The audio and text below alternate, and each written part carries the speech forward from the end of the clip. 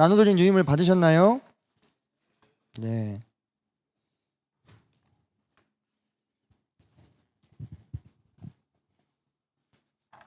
혹시 읽어보셨어요? 제가 어제 올려드렸는데 읽어볼 여유가 없으셨을까? 네.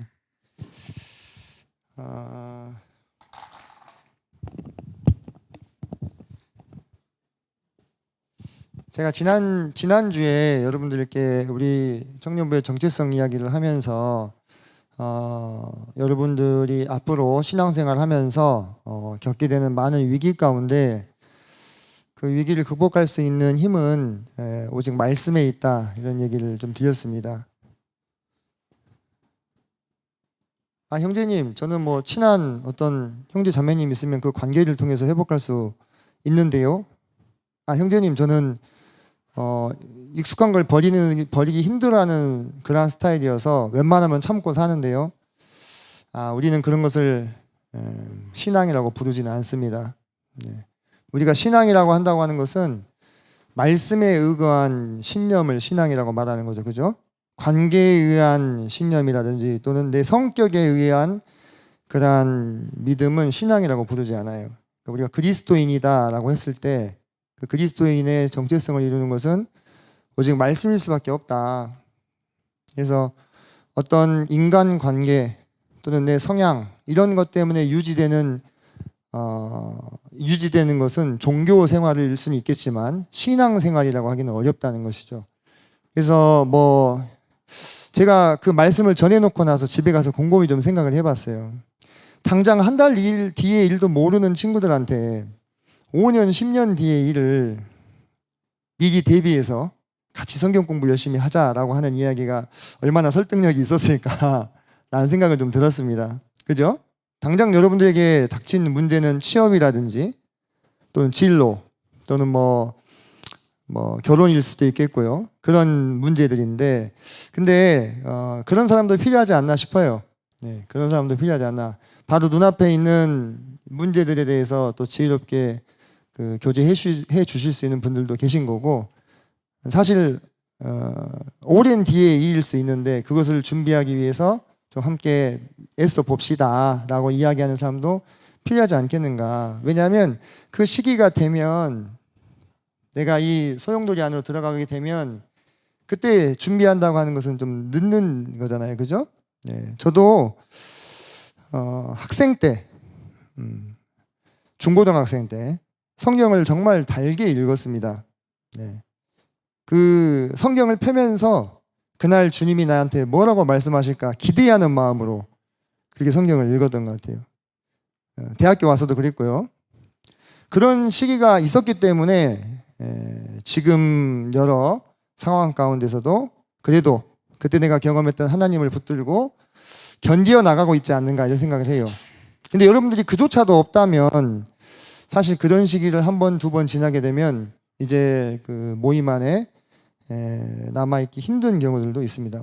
교파교회로 갈 수도 있겠죠. 근데 거기에서마저도 또 흘러서 어디론가로 떠내려갈 수 있다고 하는 거죠. 근데 저는 그런 것들을 바라지 않아요. 그래서 여러분들과 함께 좀 힘드시겠지만 어찌됐든 우리가 그런 거 있어요. 어려울 때는 그냥 루틴 따라서 하면 돼. 제가 그 아이들 수업 마치고 오후가 되면 그 애들이 가잖아요. 그럼 진이 쫙 빠져요. 그 상태에서는 뭘 생각해서 일을 하는 게 아니라 매일매일 해야 되는 일이 있거든요. 매일매일. 교단 일지를 쓴다든지 청소를 한다든지 그런 거 있어요. 특히 저희 반은 이제 1학년이기 때문에 1학년들을 청소를 시킬 수는 없죠. 제가 그런 일을 그냥 하는 거예요. 아무 생각 없이. 아무 생각 없이. 교단 일지 쓰고 청소를 하고 정리를 하고 교과서 진도를 점검하고 교육과정 확인하고 이런 것들. 거의 그냥 루틴이 되어 있기 때문에 그냥 뇌가 그냥 많이 반응 안 해도 하게 되는 일. 근데 그게 나중에 쌓이면 이제 그게 제법 이제 성과가로 나타나게 되는 거죠. 그러니까 그런 식의 접근도 때로는 필요하다. 정말 내가 원해서 갈급해서 내가 목이 말라서 말씀을 공부할 수 있으면 참 좋겠지만 여러분이 이미 오늘 넘치게 드셨어. 주일 말씀도 들으셨을 거고 또 학생분은 또 들으셨을 거고 그래서 참 그래도 어찌됐건 한번 나가보도록 합시다. 지난 시간에 우리가 지금 소선지서 12권을 마치 한 권처럼 보자 이렇게 접근을 하고 있어요. 지난 시간에 우리가 여호와의 날이라는 개념에 대해서 이제 좀 살펴봤습니다. 제가 이 개념을 설명하면서 왜 하나님께서는 그 인자하고 자비롭고 긍휼이 많으신 하나님께서 모든 피조물을 다 쓸어버리겠다라는 말씀을 서슴지 않고 하실 수밖에 없는가에 관해서 설명을 해줬어요. 인간 스스로 돌이키기를 원하셨죠, 하나님께서는. 하지만 그 회복 탄력성이 어떻게 됐어요? 사라져버리고 말았습니다. 사라져버리고 말았어요. 그 대표적인 예가 노아의 때 그리고 소돔과 고모라가 됩니다.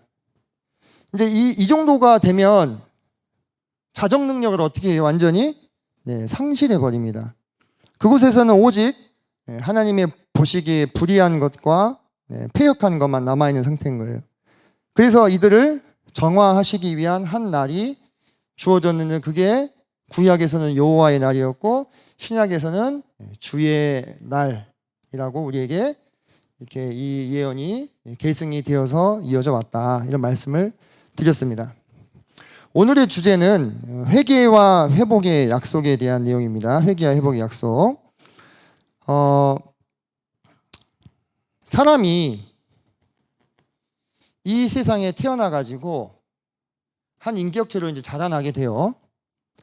그 과정과 배경과 환경은 저마다 다 다르죠. 다 다릅니다. 그런데 자라나는 과정 가운데 이 사람이 하나님과의 관계 속에서 해결해야 될 문제가 하나 있어요. 그게 뭐예요? 죄입니다. 죄의 문제. 그죠? 그러니까 사람은 이 세상에 태어나면서부터 죄를 지어요. 아니 그냥 태어난 자체가 죄된 존재예요.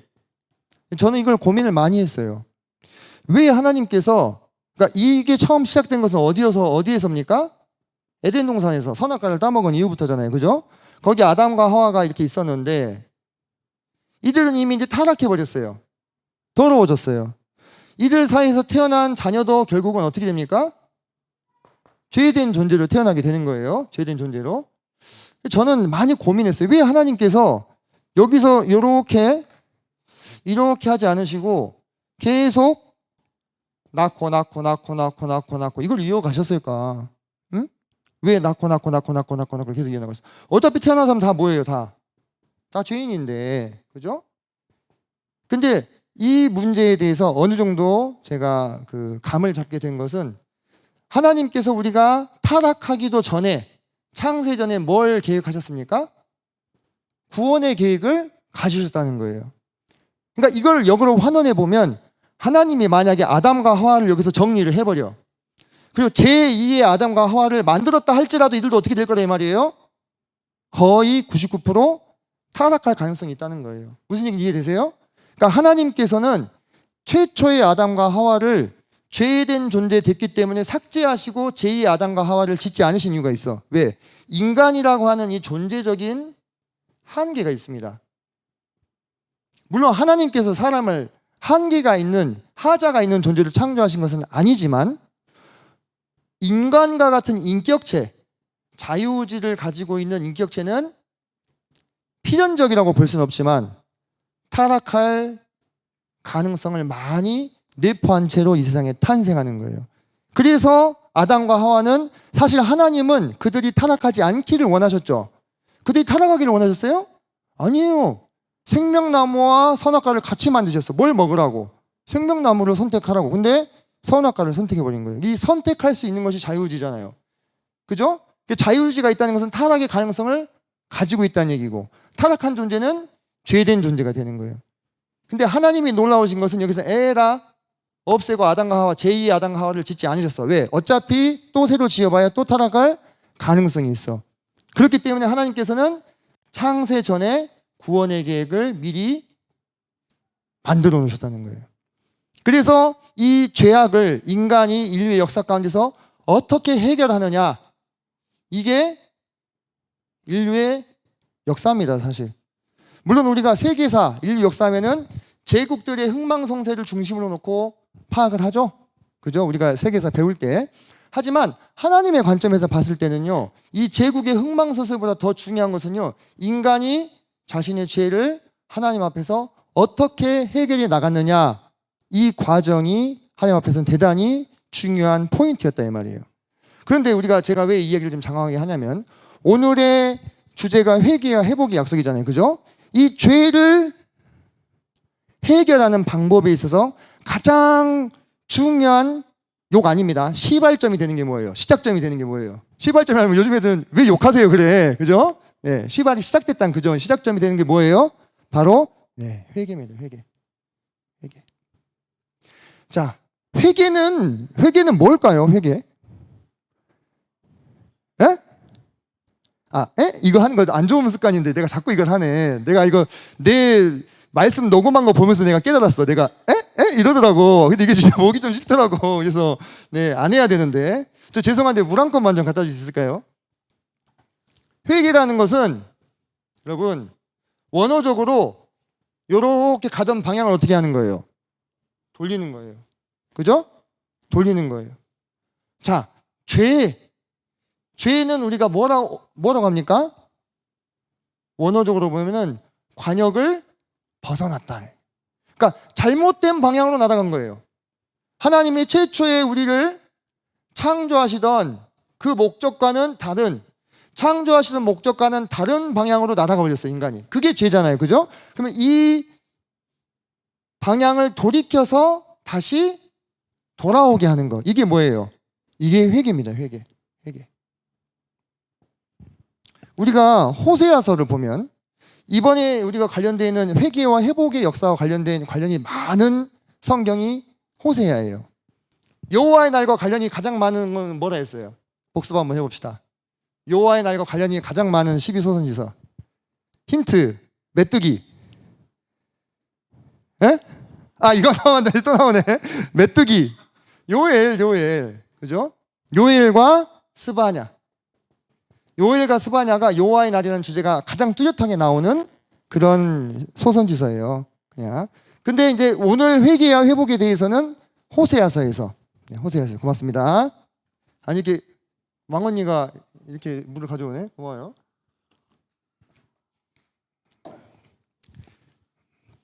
좋은 세상이야, 그죠? 왕언니가 물 떠러 다니고. 나도 옛날 사람인가? 이런 생각이 먼저 드네. 이상하네. 자, 호세아서에서 보면은 호세아가 어떻게 호소합니까? 여호와께 돌아가자. 그죠? 여호와께 돌아가자. 그는 선하시고 인자하심이 풍성하신 분이시다. 자, 우리가 호세아 얘기를 한번 해보면 호세아에게 하나님이 명령을 내리셔요. 누구랑 결혼하라고? 고멜이라는 여자랑 결혼을 하겠습니다. 이름은 멀쩡한데 하는 행동이 어때요? 아주 음란한 행동을 합니다. 아주 음란한 아내를 맞이해서 음란한 자녀를 낳아라, 이렇게 얘기하셔요. 그래서 그 고멜이 이 호세아랑 살면서 아이를 몇을 낳아요? 셋을 낳아요. 그죠? 그리고 나서도 어떻게 합니까? 도망가 버려. 그래가지고 다른 남자랑 지내. 그때 하나님이 호세아에게 무슨 명령을 내리셔요? 가서 그 아내를 데리고 오래. 그냥 데리고 오는 것도 아니고 값을 주고 데려와야 돼. 이게 뭔 상황이야? 여러분들, 제가 전에도 한번 그런 질문을 던진 적이 있었어요. 여러분 같으면 할 수 있겠냐? 저는 못 합니다. 만약에 이다음 자매님이 애를 셋 낳았네. 나가버렸어. 다른 남자랑 정분이 나가지고. 저는 거기 보면 곡식과 이렇게 돈을 가져가서 사오러 가는데 저는 낫을 들고 가겠죠. 저는 진짜 낫을 들고 한 손에 낫, 한 손에 망치. 이게 농담이에요. 너무 진지하게 봐주시면 안 되고. 근데 진짜로 저는 또 결혼을 한 유부남이잖아요. 유부남 된 입장에서 그런 일이 일어났다. 이거는 주님 잠깐 옆에 계셔보세요 할 일이야. 이거는 가끔 우리 그렇게 될 때가 있잖아요, 그죠? 그런데 호세아에게 왜 하나님이 그런 경험을 하게 하셨을까? 누구의 마음을 좀 알아달라고? 하나님의 마음을 알아달라고. 우리가 이 소선지서를 보면요, 하나님이 그렇게 얘기를 해요. 아담을 언급하시거든요. 그러면서 아담에게 뭐라고 얘기하시냐면 신실하지 못한 아담이라 이렇게 얘기해요. 그가 언약을 저버린 신실하지 못한 아담이 이렇게 얘기하죠. 그러니까 하나님은요, 이 인간을 짓기로 하신 그 순간부터요, 계속 뭐의 연속이에요? 아픔과 슬픔의 연속이에요. 사랑은 아픈 거라고 누가 그랬던가.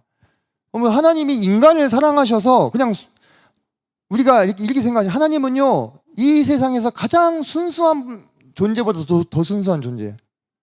그죠? 모든 인간이 인식할 수 있는 모든 특질의 가장 최고에 있는 분이에요. 예를 들면은 가장 지혜로운 분, 그죠?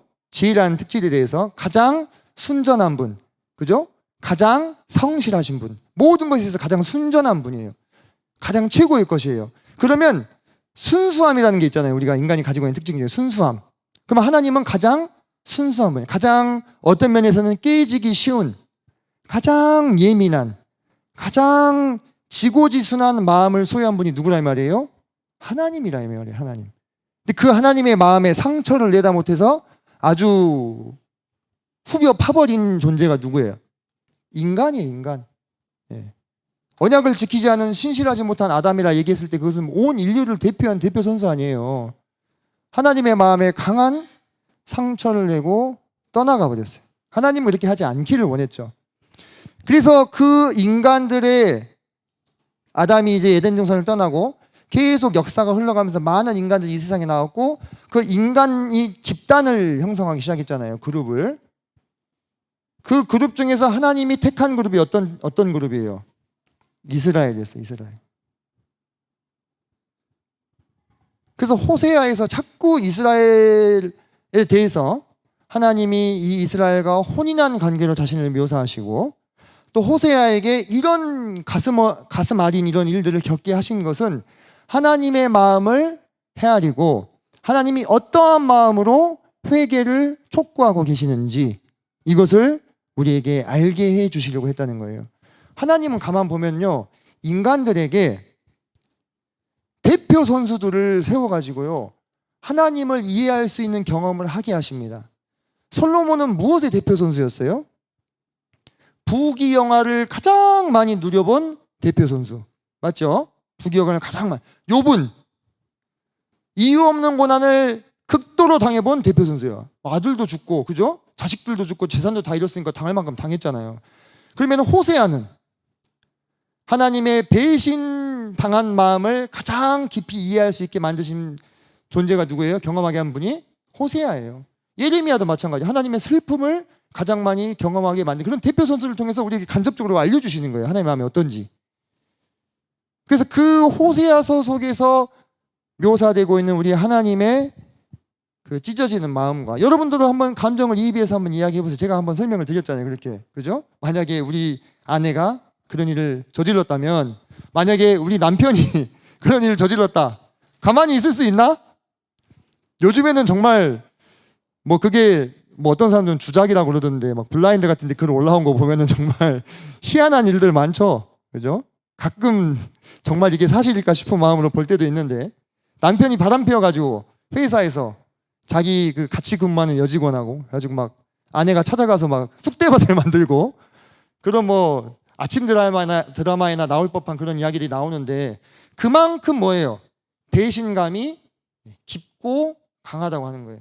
사실 그 사람의 얼굴을 다시 보고 살 수 있겠어요? 불가능한 일이에요. 인간이라면. 근데 하나님은 나는 사람과 같지 않다고 하셨어요. 그러면서 이스라엘에게 뭐라고 외치십니까? 돌아오라, 돌아오라, 돌아오라. 이스라엘에게 돌아오라라고 절규하시는 하나님을 우리가 만날 수 있어요. 이게 뭐예요? 이게 회개죠. 회개. 그리고 이 회개가 바로 인간이 죄를 하나님 사이에서 해결하기 위한 첫 걸음이 되어주고 있다고 하는 거예요. 자, 여러분들 그 호세아서를 잠깐 가볼까요? 호세아서가 12소선지서에서 제일 먼저 나오는 것이죠. 그죠? 네. 호세아서.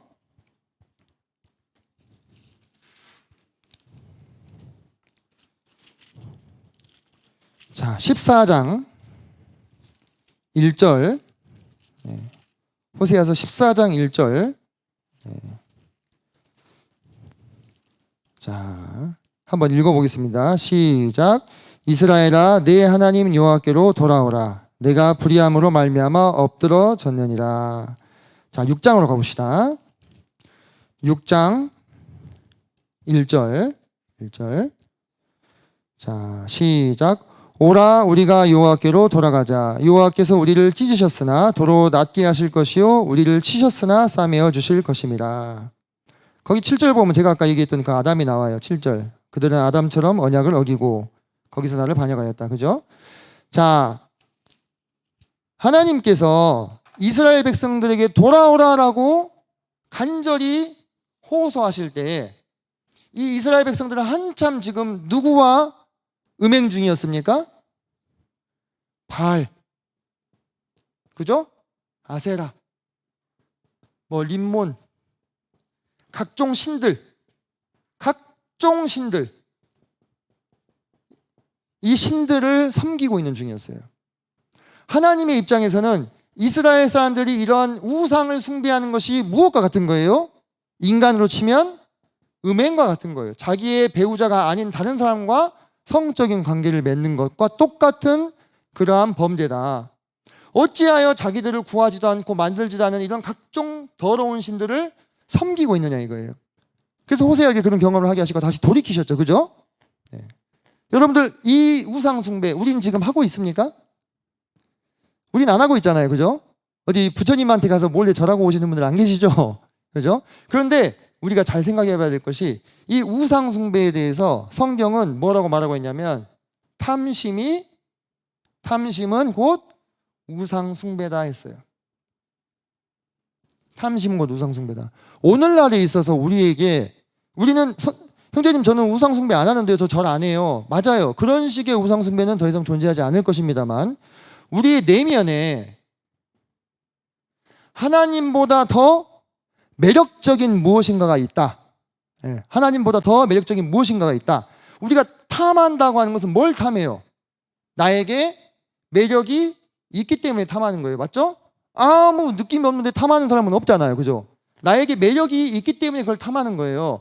이 탐하는 이 매력 때문에 내가 그걸 탐하게 되는데 내가 하나님에게 가장 매력을 느끼고 있는지 아니면 하나님 외에 그것이 돈이든 명예든 권력이든 또는 쾌락이든 쾌락하니까 무슨 성적인 것만 생각하시지 마시고 그냥 안락함에 대한 욕구가 있어요. 사람이. 그죠? 사람은 다 편하고 싶잖아. 맞죠? 편하고 싶어. 그 편하고 싶은 안락함이 죄의 수준으로 올라가는 게 게으름입니다. 게으름. 7대 죄악 중에 하나로 뽑혀요. 게으름이 엄연히. 게으른 거 별로 죄 안 같죠? 그죠? 그게 죄예요. 쾌락 또는 뭐 인기 또는 자아실현 이런 것이 나에게 훨씬 더 매력적이다. 그럼 이게 내 마음 안에서 지금 뭐가 되어 있는 거예요? 일종의 우상이 되어 있을 수 있다는 거예요. 이런 것들을 전혀 추구하지 말라 이런 얘기가 아닙니다. 우선순위를 말하는 거예요. 누가 가장 내 마음 안에서 매력적인 존재여야 돼요?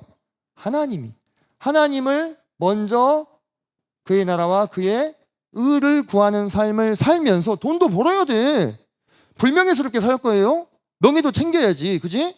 내가 어떤 직장 생활하면 나름대로 내 지위에 따라서 권력도 주어집니다. 크고 적음의 차이는 있지만 내가 그리고 맨날 힘들게만 살 수 있어요. 때로는 편하게 쉴 때도 있어야지. 그지? 이것 자체가 다 잘못된 건 아니에요. 하지만 내가 이런 것들이 내 내면에서 하나님보다 더 매력적인 것이 되어서 우선순위에서 하나님이 밀려나게 된다면 이것은 나에게 뭐라 이거예요? 우상이라 이 말이에요. 우상. 그것은 구약시대를 치면 뭡니까? 음행이 되는 거죠. 음행. 누구와 음행을 하고 있어요? 내가 지금 마음속에 섬기고 있는 그 어떤 것과 함께 음행을 저지르는 수준으로 보여지는 것이다 이 말이에요. 하나님이 보셨을 때는. 그래서 오늘날 신약시대를 살아가는 우리들도요. 이 이스라엘의 범죄에 대해서 얘네 잘못했네. 얘네 문제가 많네. 라고 생각하실 수 있겠지만요. 이와 유사한 죄를 우리가 우리 삶 안에서 짓고 있을 수 있다고 하는 거예요. 그것에 대해서 하나님은 어떻게 하라고 말씀하시는 거예요? 돌아오라. 돌이켜라. 네 마음이 지금 어디에 가 있느냐? 응? 네 마음이 지금 어디에 가 있느냐? 돈 좋아. 너 돈 사는데 필요하니까 돈 내가 줄게. 근데 너에게 내가 돈을 준다 해서 그것이 네 마음에 나보다 더 큰 자리를 차지해서는 안 돼라고 말씀하시는 거예요. 근데 하나님이 우리에게 이렇게 주장하실 수 있어요, 없어요? 한번 대답해 보세요. 하나님 우리에게 주장하실 수 있어요, 없어요? 주장하실 수 없어요? 그러면 그리스도인이 아니지. 그러면 하나님과 아무 관계가 없는 거예요. 그냥 알아서 가서 살면 돼, 밖에서. 하나님이 우리에게 그렇게 주장하실 수 있잖아요. 사실 하나님은 하나님을 믿지 않는 사람들이 할지라도 그렇게 주장하실 수 있어요. 왜? 창조주잖아요. 주권자잖아요. 절대 주권을 가지신 분이잖아요. 그래서 모든 사람에게 나를 가장 최우선으로 두라고 주장하실 수 있는 분이에요. 그런 권리를 갖고 계신 분이에요. 하지만 세상 사람들은 알아보지 못해. 왜? 마음이 부패했기 때문에. 그죠? 하지만 적어도 거듭난 사람들은 마음 가운데 어떤 생명이 있어요? 새롭게 거듭난 생명, 새로운 생명, 새로운 피조물, 맞죠? 이 새 생명이 있는 사람들만 이 하나님의 주장이 마음 안에서 울림이 되는 거예요. 그 새로운 생명으로만 이 하나님의 주장을 정당하다고 인정할 수 있는 거예요. 세상 사람들 같으면 누가 그 주장을 정당하다고 인정하겠어요? 그죠? 내 인생은 내 것이고 내가 내 인생의 주인인데 내 마음대로 살면서 내가 원하는 걸 추구하겠다는데 뭔 상관이야, 이렇게 나올 거 아니에요. 그죠? 아담 생명 7절에서 그랬잖아요.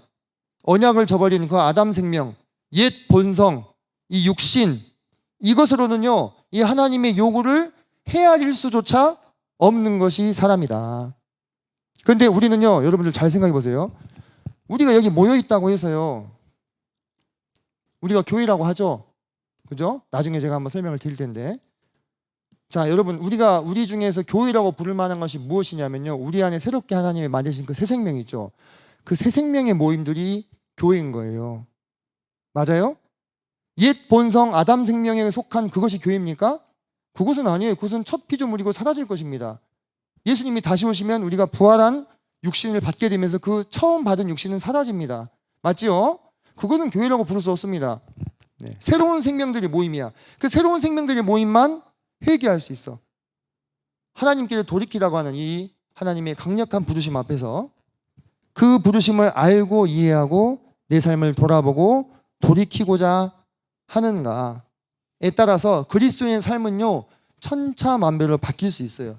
여러분, 그리스도인의 삶이라고 해서 다 똑같지 않습니다. 그리스도인들이 다 똑같이 받는 것은 뭐만 똑같이 받아요? 구원과 영생만 똑같이 받는 거예요. 맞죠?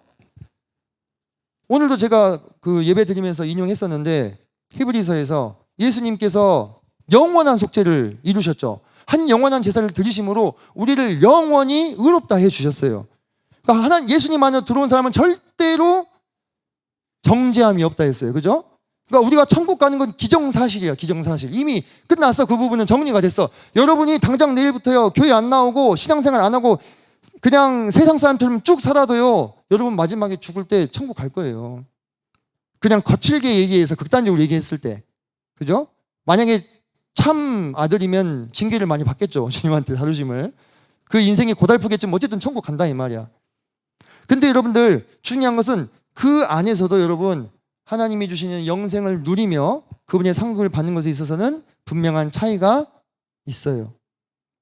여러분이 여러분의 삶을 항상 주님 앞에서 돌아보시고 혹시 내가 주님보다 우선하는 것이 무엇인가 생각해 보시기 바랍니다. 다들 있어요.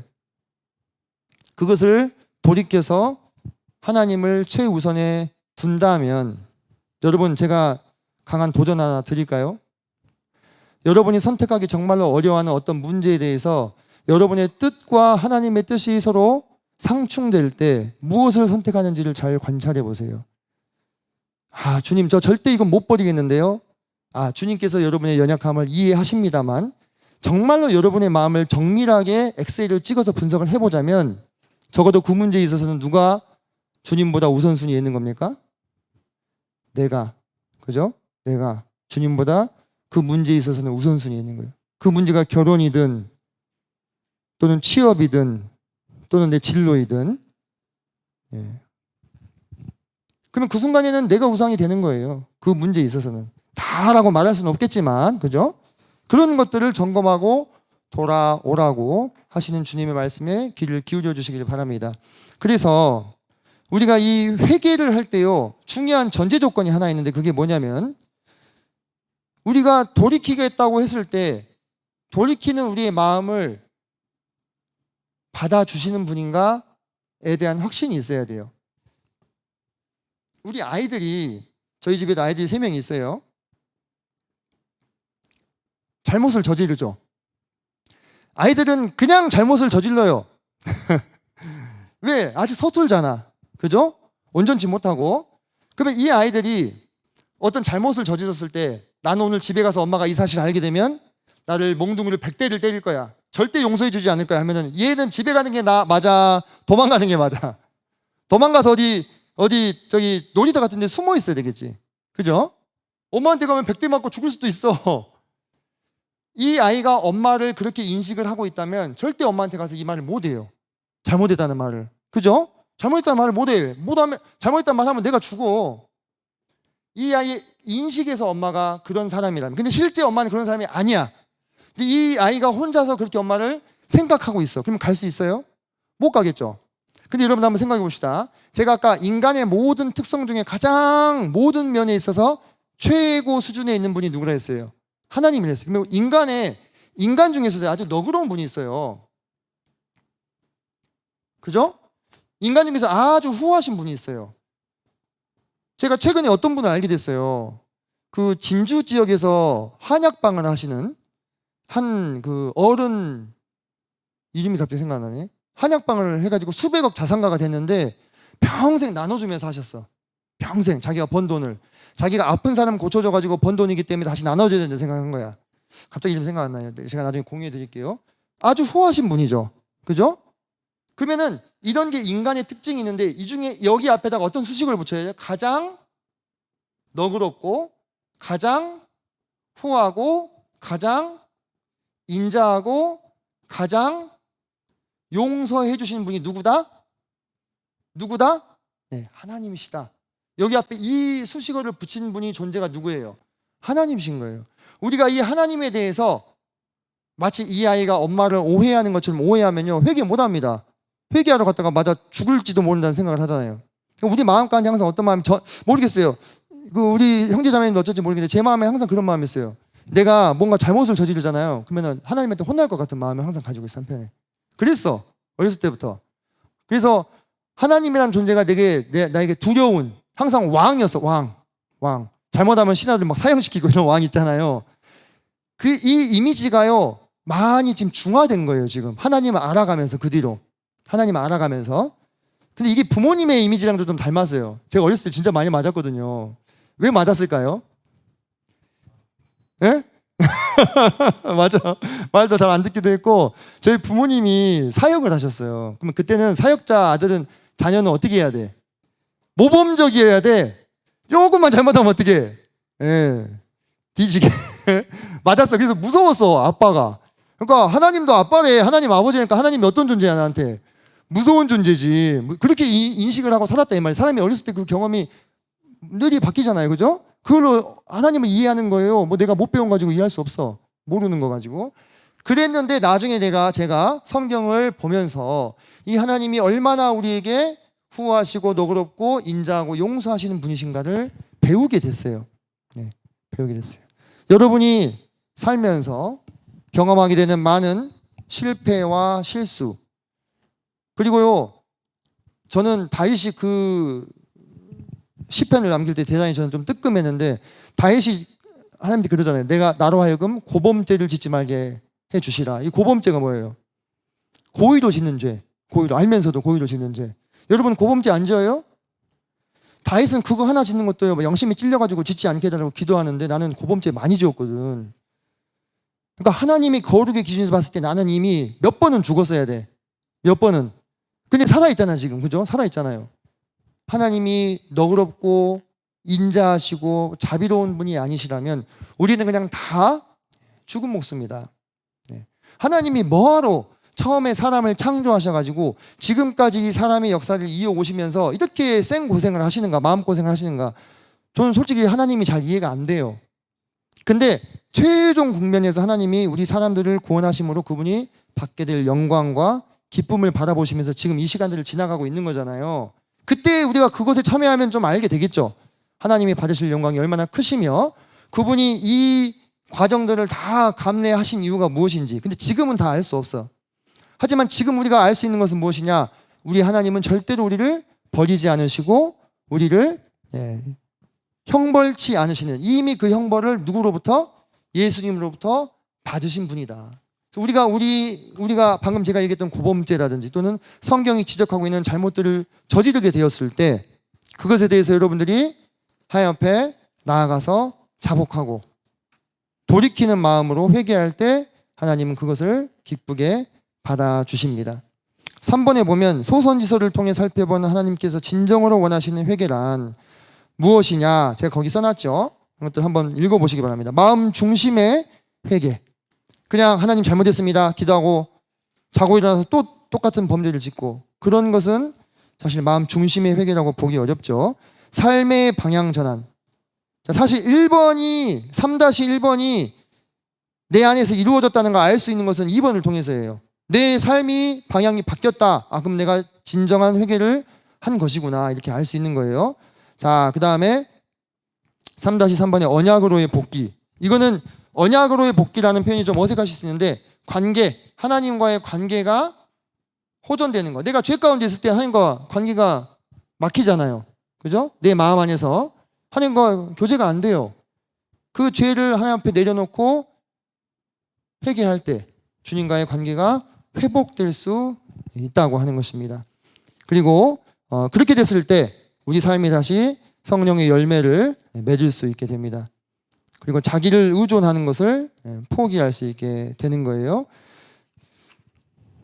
자, 그러면 주님께서 이 소선지서에서 계속해서 반복적으로 이 언약의 회복에 대해서 여러 곳에서 말씀하십니다. 지금 다 찾을 수는 없습니다. 이제 한 10분 정도만 더 하고 마무리하겠습니다. 10분 정도만.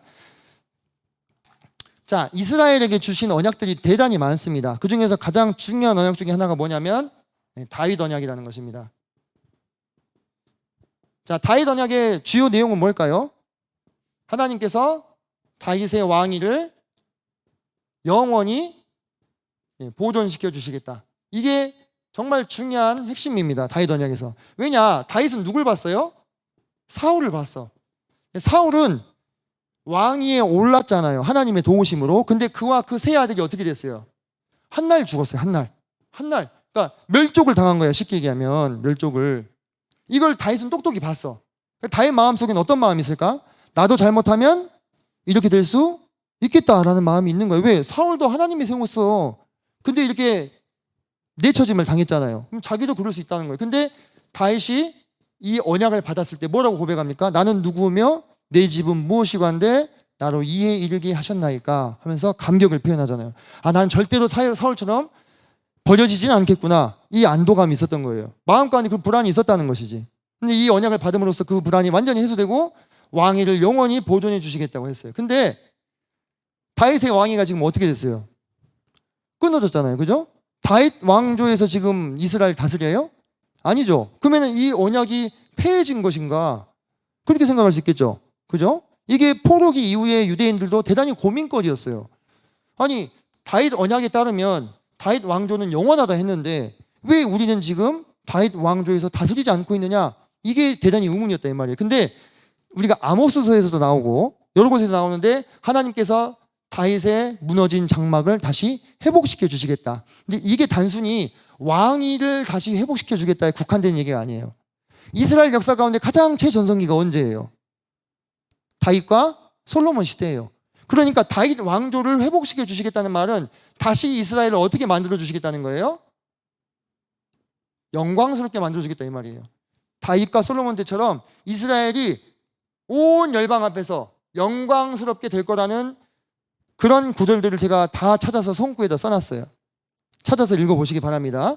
그래서 이스라엘 사람들에게는 이 다윗 왕조의 회복이 곧 이스라엘의 영광의 회복이에요. 그리고 우리가 이제 나중에 메시아 예언에서 알아볼 것이지만 이 다윗 왕조를 계승하시는 이분이 누구예요? 메시아 예수 그리스도. 그죠? 예, 예수님이 이 다윗 왕조에 이제 앉게 되시는 거예요. 그러니까 그 날은 이스라엘 백성들에게만 의미가 있는 날이 아니라 누구에게도, 우리에게도 의미가 있는 날인 것입니다. 우리에게도. 아까 우리가 여호와의 날, 주의 날 들었죠? 그 주님의 날을 통해서 주님이 다시 오시고 그 메시아가 다윗의 왕조에 앉아서 이스라엘을 다스리는 시대가 올 거예요. 실제 가시적인 이 세상 안에서. 그것을 우리가 그리스도의 왕국이라고 하죠. 그것은 다니엘서에서도 금신상의 예언을 통해서 우리에게 이미 익히 알려진 바 되었고, 또 하나님께서 다른 많은 선지서들을 통해서 메시아께서 다스리는 왕국, 이사야서에서도 나오고 예레미야에서도 나오고 에스겔에서도 나오고 우리에게 알려주시고 있다고 하는 것입니다. 그때 구약의 관점에서는 메시아의 왕국만 보이지만 신약에 와서 보니까 그 메시아 옆에 누가 있어? 메시아 옆에 누가 있어요? 신부된 교회가 있잖아요. 신부된 교회가. 그죠? 구약에서는 메시아라고 하는 강력한 왕만이 나오는데 그 옆에 신부된 교회가 신약을 통해서 계시가 완성이 되었다는 거예요. 이 교회를 이루는 분들이 누구예요? 여러분들. 이해되시죠? 그래서 함께 온 세상을 다스리는 날이 오게 될 거다라는 것이 이 구약의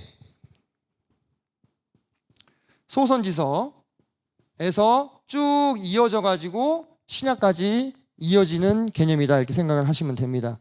자, 그러면 하나님께서 이 언약을, 다윗 언약을 회복시켜 주시겠다고 했잖아요. 신약의 성도들에게는 어떤 언약이 주어지느냐? 우리에게 주어진 언약은 뭡니까? 언약은 약속이에요. 그죠? 약속. 우리에게 주어진 언약은 방금 전에 교회 이야기 했잖아요. 그죠? 새 언약이라는 게 주어졌어요. 원래 이 새 언약은 예레미야서에 나오는 언약입니다. 그 예레미야서에 나오는 언약은 유다와 이스라엘에게 주어졌어요. 내가 그들의 마음에 새로운 마음을 주고 내 말씀을 그들의 마음에 두겠다. 이게 새 언약이에요. 왜냐? 이전에 이 새 언약에 대비되는 게 무슨 언약입니까? 옛 언약이죠. 옛 언약이 뭐예요? 율법이에요. 율법. 시내산에서 하나님께서 시내산 언약을 통해서 모세를 통해서 주신 거. 근데 이 율법을 가지고 이 사람을 회개시키고 교화시키려고 했는데 그게 됐어요? 못 됐어요?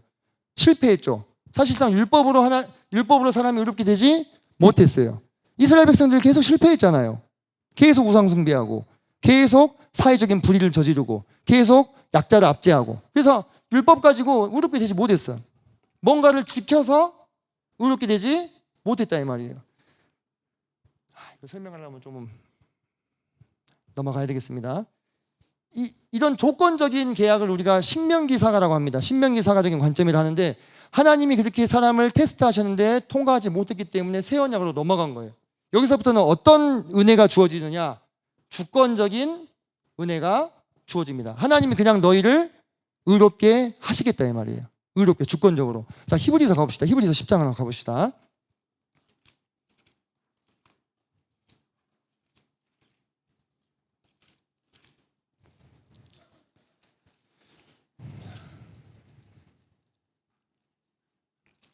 자, 히브리서 10장 펴셨나요? 자, 16절. 자, 15절부터 제가 볼게요. 15절. 또한 성령이 우리에게 증언하시되 주께서 이르시되 그날 후로는 그들과 맺을 언약이 이것이라 하시고 내 법을 그들의 마음에 두고 그들의 생각에 기록하리라 하신 후에 또 그들의 죄와 그들의 불법을 내가 다시 기억하지 아니하리라 하셨으니. 자, 지금 제가 위에 읽었던 16절이 바로 예레미야 31장 33절 이하에 나오는 새 언약에 관련된 내용입니다. 근데 지금 이것을 누구에게 적용을 하고 있어요? 신약의 성도들에게 적용을 하고 있어요. 이 적용의 대상은 예레미야에서는 유다와 이스라엘이라고 얘기를 하고 있는데, 신약 시대의 성도들이 이 새 언약의 수혜자가 되어서 우리의 마음 가운데 하나님께서 성령을 주시고 그분의 말씀을 거하게 하셨다고 하는 거예요. 그래서 우리는 하나님과의 언약을 통해서 어떠한 혜택들을 받게 되었냐면, 자, 6번에 보시면 있어요. 6번. 지금 7쪽, 8쪽에 하나님께서 우리에게 죄사함과 영생을 주시고 함께 다스리게 하시고 하나님의 자녀와 백성이 되게 하시고 하나님의 율법을 우리 마음에 새기시고 그리스도의 몸된 교회가 되게 하시는 이러한 언약을 우리에게 주신 것입니다. 그래서 우리가 앞서 회개 이야기했는데 회개하고 주님 앞으로 돌아와서 우리 마음 가운데 있는 우상을 제거하고 그분을 전심으로 섬길 때 우리 안에 이러한 받은 언약에 대한 기쁨과 만족이 커지게 되는 것입니다. 저는 그런 고민을 많이 해요. 저도 내가 이미 하나님께 영생을 약속받고 또 장차 하나님께서 거짓말하시는 분이 아니기 때문에 그리스도의 나라를 세우게 됐을 때 그 안에서 함께 다스리는 자가 되고 그리스도의 신부로서 가장 가까운 곳에서 그분의 영광을 보게 될 건데 왜 그런 것들이 내 마음 가운데서 소망이 되어가지고 내가 빌립보서에 그래서 항상 기뻐하라 그러잖아요. 그죠? 기뻐하라. 쉬지 말고 기도하라. 범사에 감사를 하잖아요. 그 말씀이 여기도 지금 우리 이번 우리 올해 교회의 목표인데 왜 내 마음에서 실제적으로 역사하지 못할까 이런 고민을 할 때가 있습니다. 저도 고민이 많아요. 가장으로서 자식들을 키워야 되고 또 회사에 출근하면 학교에서 또 해야 될 일들이 있고 막 이런 여러 가지 일들을 고민을 하죠. 근데 내가 받은 소망이 내 마음 가운데서 커져가지고 나를 압도해가지고 그런 어려움이 아니게 되고 그런 고난과 슬픔이 아니게 되었으면 좋겠어요. 근데 그게 안 될 때도 많아요. 왜 그런가 했더니 내 마음 안에도 주님 앞으로 돌이켜야 될 것들이 많더라고. 내가 부여잡고 있는 내 욕심들 그런 것들을 돌이키지 못하니까 하나님과의 관계가 원활하지 못하게 되고 하나님과의 관계가 원활하지 못하니까 그분이 주신 언약들을 충분히 마음에서 누리지 못하게 되는 거예요. 다른 세상 걱정들이 너무 많아. 물론 우리가 세상에서 해야 될 일들을 도외시하고 그냥 신선 노름할 수는 없죠. 그죠? 현실의 삶을 살아야 하잖아. 그죠? 그리고 현실의 삶을 살다 보면 틀림없이 걱정거리들이 많이 있어. 하지만 신약 성경에서 우리에게 말씀하는 바는 우리가 이미 이런 새로운 언약들을 받은 자들로서 기뻐할 수 있는 이유가 충분하다 이렇게 전제하고 있는 것 같아. 신약 성경 읽어 나가다 보면 그냥 니네 왜 안 기뻐해? 니네 기뻐할 이유가 충분한데 이렇게 깔고 얘기하는 것 같다니까. 그러지 않아요? 그런 느낌 받지 않습니까? 그리고 우리가 약간 어리둥절하는 거야. 아니 이 세상에 얼마나 복잡한 일이 많은데 이렇게 편하게 이야기하실까? 이제 신약 성경 그렇게 생각하고 있지 않다 이거예요. 그건 우리가 언약을 받은 자들로서 그걸 충분히 누리지 못하고 있기 때문이지 하나님의 불성실해서가 아니구나. 또다시 미래의 이야기를 할 수밖에 없겠습니다만은 여러분 미래에 언젠가 우리는 이 그리스도의 왕국 안으로 확실하게 들어갈 자들입니다. 우리의 지금 상태가 어떻든지 상관없어요. 우린 그 안에 이미 들어가기로 확정된 사람들이에요. 거듭난 이상. 그것이 우리 마음 가운데서 주님이 우리에게 주신 그 언약이 그 약속이 우리 마음 가운데서 소망이 되어서 우리의 현실의 어려움들을 극복할 수 있도록 우리 마음을 이끌어줬으면 좋겠다 이런 생각들을 좀 해보게 됩니다.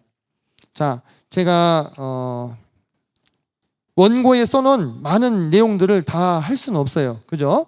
네, 다 하는 걸 원치도 않죠. 그죠? 그래서 제가 다 설명하지 못한 부분들은 원고를 좀 읽어보시고 지금 당장 이렇게 다 이렇게 통달하지 않더라도 파일을 제가 올려드리고 있잖아요. 그죠? 파일을 한쪽에 잘 저장해 두세요. 그랬다가 나중에 내가 좀 여유가 생기거나 내가 소선지서를 읽을 차례가 됐다.